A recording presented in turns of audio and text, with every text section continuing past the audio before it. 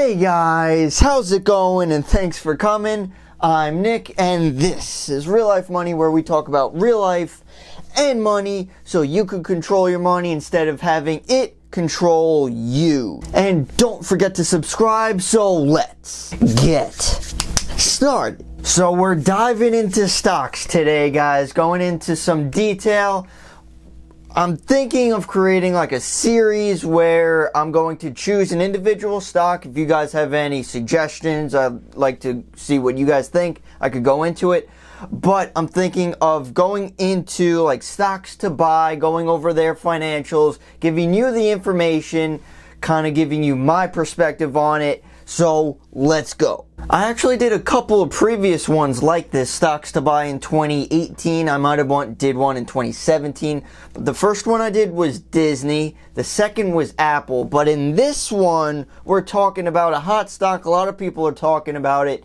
Is Micron. Enough rambling, let's go. So this is Micron Technology, ticker symbol MU, and you can see their 1-year chart to the right.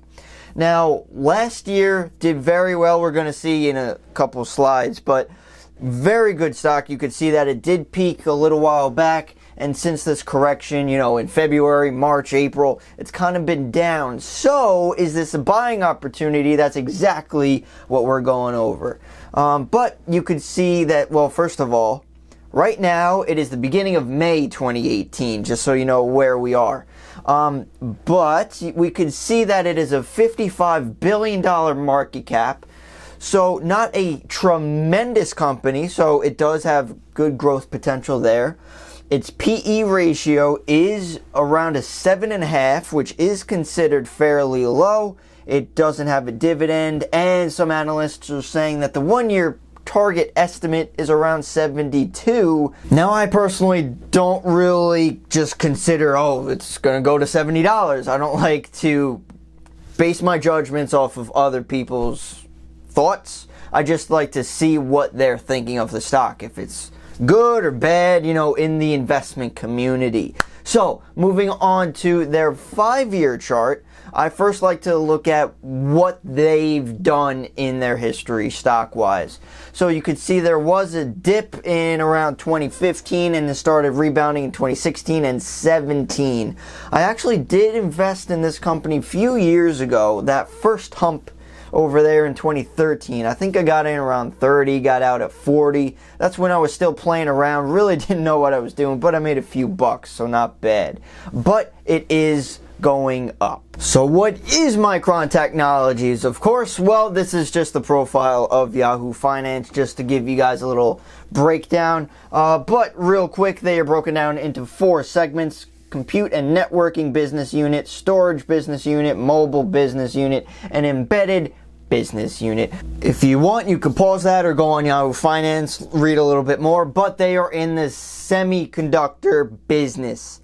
And that is a high flyer right now. Bunch of technology stocks are going up, so this is one of them. So with this semiconductor and memory business, let's see their statistics. Like we saw before, their trailing PE is around a 7.5, and their forward PE is even lower, just under 5. Now, right here you can see their 52-week change, which is why it is attractive to a lot of investors.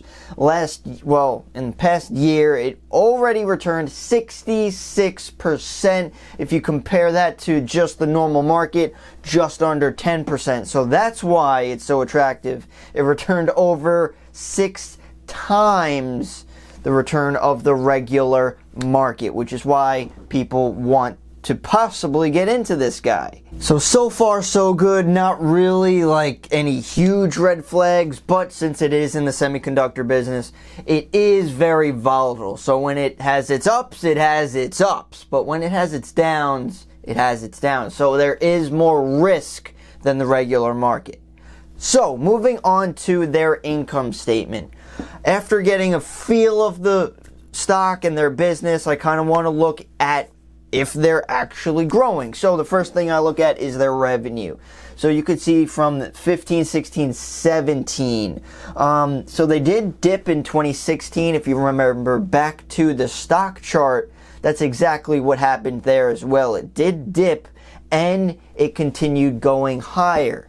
If you look at the gross profit, that's going up as well. So you could see that things are going fairly well, cost of revenue and stuff like that. So it's not like a dying business. Next huge part that I like to look at, which tells you if the company's actually making money, is the net income. So you could see their net income recently is at $5 billion. You could see some of the charts to the right. You see their earnings. But in 2016, they actually had a negative net income. Now, I'm not sure. Well, you could see there is that negative net income before tax. So possibly some tax implications. So it is a profitable business. But this is one of those businesses, like we said before, when it's doing good, things are going well for it, it is doing phenomenal. But if things start switching around like we saw in 2016, has a negative income, the revenue actually dipped. Not saying that this could happen again, but it could happen again. So just remember that it's possible. But anyway, as of right now, their revenue, their net income is in the green. It's looking really good. Its growth is hot. So moving on to the actual balance sheet real quick, I like to look at their cash, their short-term investments, their actual total assets, and I compare them to the amount of debt that they have. So looking at the liability side, their short-term debt is just over $1 billion, so it's not terrible, especially if you look at their cash. They could easily wipe that out. And their long-term debt is just under $10 billion. So that is on the high side if you're just looking at comparing it to their cash, but it is long-term. They do still have, net receivables and everything, so they are getting money from that. And of course for future incomes to possibly start paying off that long-term debt. So not a horrible balance sheet. Its assets are around doubled their liabilities. So it's not a bad balance sheet. So we know that the business is doing pretty good. It's not like I want to stop researching them because it's a garbage business. This is where we could start looking into a little more. So for the long-term aspect, you could see the balance sheet is good, the revenue is increasing, so it has potential. So now I want to see if we could buy it now. I want to see comparing to, year to date versus how has it been doing for the last month. If it's like on the downswing, it might be a buying opportunity. So let's look at that. So this is the year to date for Micron. Again, you could see that dip with that correction, but year to date is still up just under 16%. So actually fairly strong for this year already. So if we narrow this down to the past month, they are down around 4.5%. So it's not a huge dip. Honestly, companies like this type of swing is kind of normal. 5% up, 5% down really isn't a huge thing. Now, of course, no one could predict the future. I'm not any type of sorcerer or anything. But if I had to choose, would I invest in this stock? For me personally, it is on the high risk. It is high return, of course, as well. But right now we saw that it is down 4.5%. Me personally, I wouldn't invest in it just because it's high risk. I'm not really into that for this year right now. I'm kind of more cautious. But to throw some money at something, this isn't a bad choice. Just because it is down at this point, you could put a little money into it, and if it goes down even further, you might want to put more. But I definitely wouldn't load up everything you have at this exact point. Now, of course, I could be wrong, but that's just my opinion on this. If you did want to invest in it, if you are looking for huge growth, you're willing to take on some risk, this is definitely something to look at. So moving on to this part, we're looking into their earnings and some actual, what they did year over year type of stuff. So this is when they reported earnings toward the end of March of this year. So going through this, you could definitely see that it does have upside. Its Q3 guidance revenue increased from $7.2 billion to $7.6. Its EPS expected to go from 2.76 to 2.9. Gross margin expected to go up to 60% from 57%. Of course, expenses are going to increase if revenue increases. Looking down to their actual different businesses, their DRAM and NAND, you could see expected at about 20%, and their other guidance is expected about 45%, down from 5 points from last quarter. But still, that growth is ridiculous. Basically, anything over 20% is nuts. So these are definitely good numbers. And their actual earnings, their Q2 EPS is 2.82 and it beat it by 8 cents. And their revenue was 7.35 billion, which is up over 58% year over year, guys. 58% year over year. That's incredible.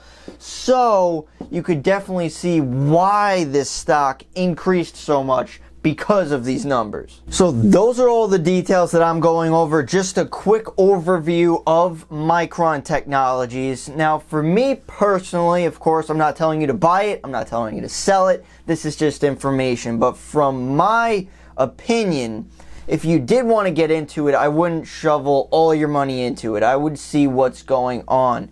Of course, if you want to go big baller and put some money into it, it could definitely increase at this point, since kind of the overall market is kind of on the lower end. So just remember, it does have its risks, but as a business, as a company, it is doing very strong. So it's not a bad investment at all. So if you were thinking of buying it, I wouldn't tell you no.